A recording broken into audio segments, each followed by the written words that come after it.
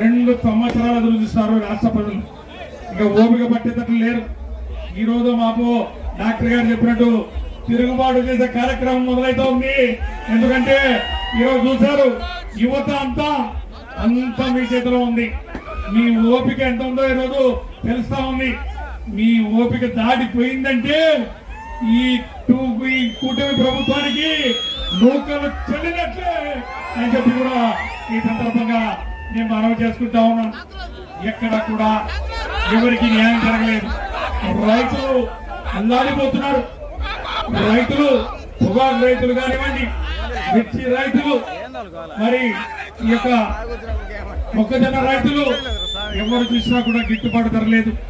పొగాకు రైతులు అల్లాడిపోతా ఉంటే గిట్టుబాటు ధర కావాలని కలిపి అడుగుతా ఉంటే కమిటీ పెడతా, నేను 5 సార్లు కమిటీలు పిలిపించిన 5 సార్లు నా మాట ఎవరు ఇన్లే, నేనేం చేయాలంటా ఉన్నాడు.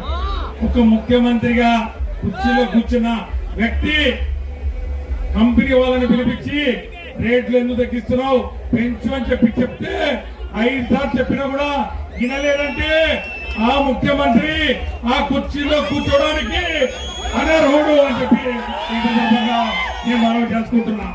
ఎందుకంటే ఒక నాయకుడు అంటే ఆ నాయకుడు ఒక మాట చెప్తే అందరి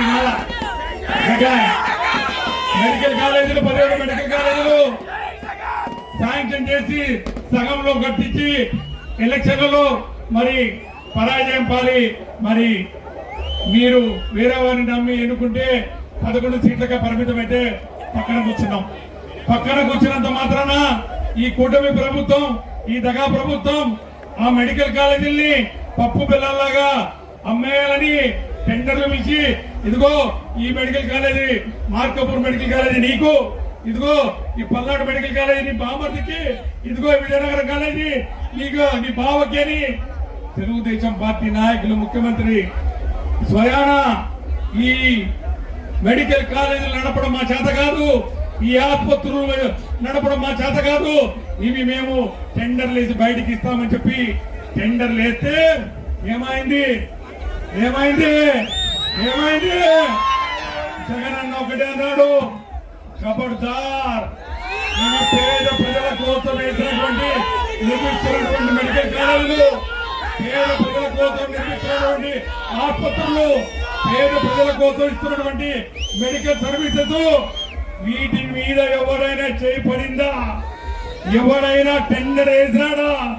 ఎవరైనా ఇవి పాట పాడుకొని ఈ మెడికల్ కాలేజీలు తీసుకుంటే మీ సంగతి ఉండదు బిడ్డ, మీ సంగతి ఉండదు. రేపు అధికారంలోకి వచ్చారు మేమే. దమ్ముంటే ఏంటి టెండర్లు, దమ్ముంటే మెడికల్ కాలేజీని తీసుకోవడని ఒక ప్రతిపక్ష నాయకుడు మీలో వాళ్ళు చెప్పినట్టు 11 సీట్లు ఇచ్చినారు. మాకు 11 సీట్లకు ప్రాతినిధ్యం ఇచ్చినటువంటి ఒక మాజీ ముఖ్యమంత్రి మీతో తిప్పి టెండర్ లేదు,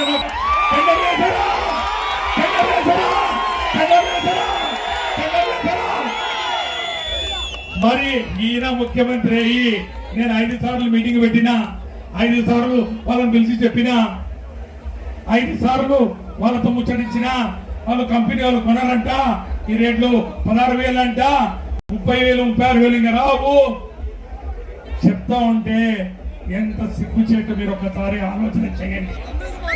అట్లే రామాయపట్నం పోర్టు కూడా మళ్ళీ ఎవరు అప్పచెప్తారంట.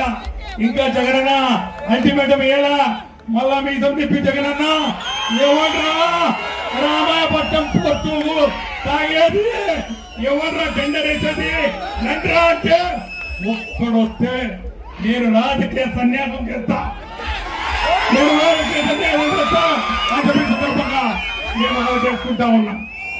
ఈ రోజు నేను ఒకటే చెప్తా ఉన్నా, ఇప్పటికి మనకు అర్థమైపోయింది 2 సంవత్సరాల తర్వాత పాలకు పాలు నీళ్లకు నీళ్లు వేరైపోయినాయి. పాలు నీళ్లు కలిపి మనకు దాపించాలని చూసినారు. ఏం జరిగిందో చూసినాం. అచ్చంగా పాలు మనకు దాపించే నాయకుడు, బిర్యానీ తినిపించే నాయకుడు మనకు ఆ బిర్యానీని కాదని